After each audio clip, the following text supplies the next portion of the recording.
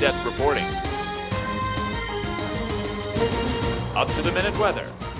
Columbia City Hall is currently on a mission not to crack down on pit bulls, but definitely irresponsible owners.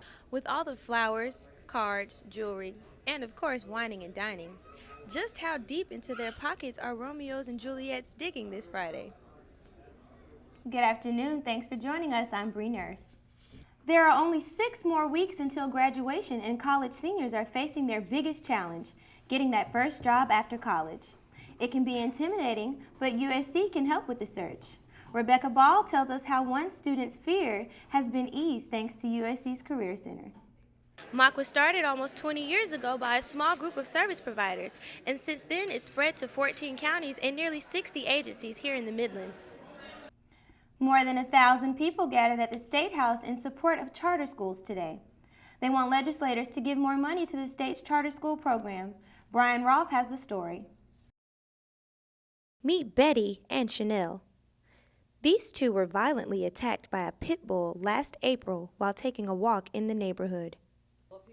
She says it's a day she will never forget.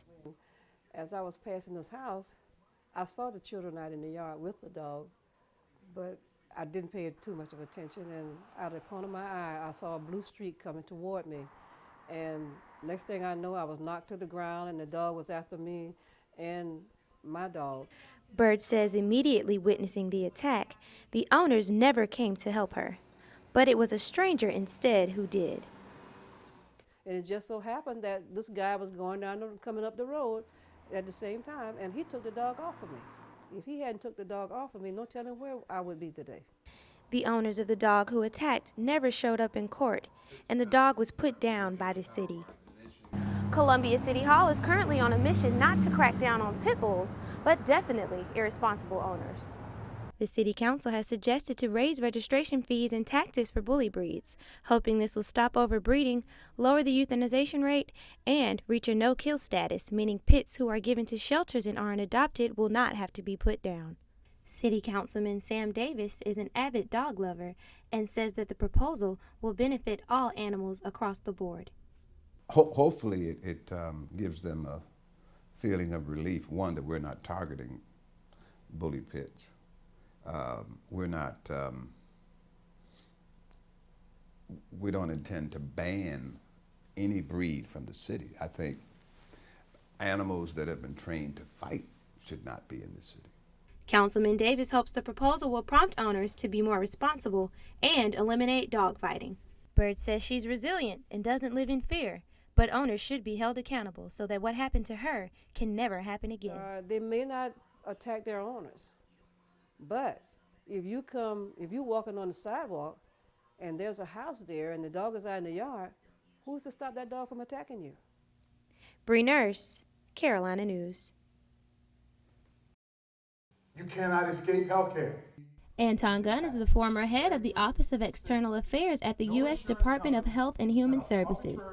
He says health insurance is crucial for Americans. Gunn was talking to last night's public health care forum at Brooklyn Baptist, with people of all different ages and races asking plenty of questions. One big question stood out. Why do young people need to sign up for affordable health care? Young people matter more than anything else because you're the future of our country. It's important for you to grow up healthy and strong and live the kind of life that you want and deserve. And so having health insurance coverage is important. Gunn insists if college-age students are able to pay for phone and even laptop insurance, health insurance should be a priority too. Many college-age students are lucky enough to be on their parent or guardian's health care plans and live carefree. But not all are afforded this luxury.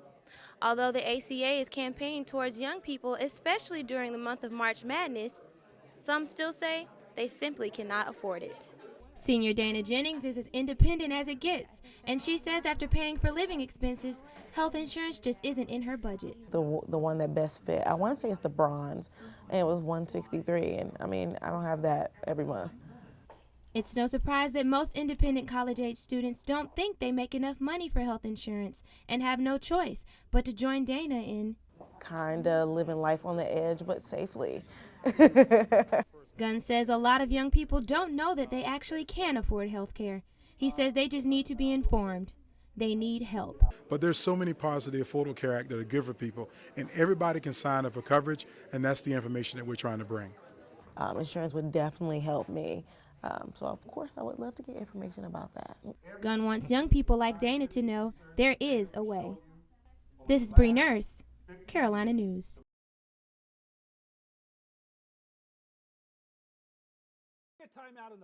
USC head coach Frank Martin is the center of attention in Columbia and even nationally after lashing out against a player during Tuesday's game.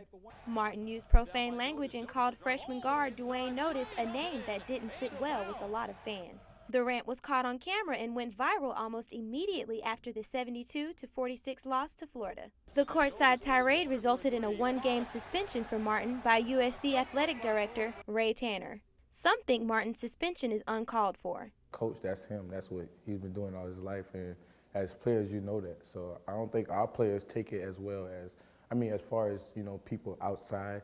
Ellington also says as adults, the players can handle Martin's passion. Martin's coaching style is no secret. His courtside conduct at Kansas State was noted when he was first hired here at USC. It has been called into question many a times, and while some think the suspension is ridiculous, others say it was necessary. Really, in my opinion, there's no excuse to call when you're a coach to call a kid a name. If you use bad language, that's one thing, but when you call him a name, you kind of cross the line. McCrary says fans have been calling his radio show nonstop to give their opinions. McCrary thinks even if the Gamecocks were a winning team, this incident would still be an issue. Some people would tolerate it if they were winning, but I still think there'd be enough of a fracture there. Martin will not travel to Mississippi State with the team for the season's final game. Brie Nurse, Carolina News.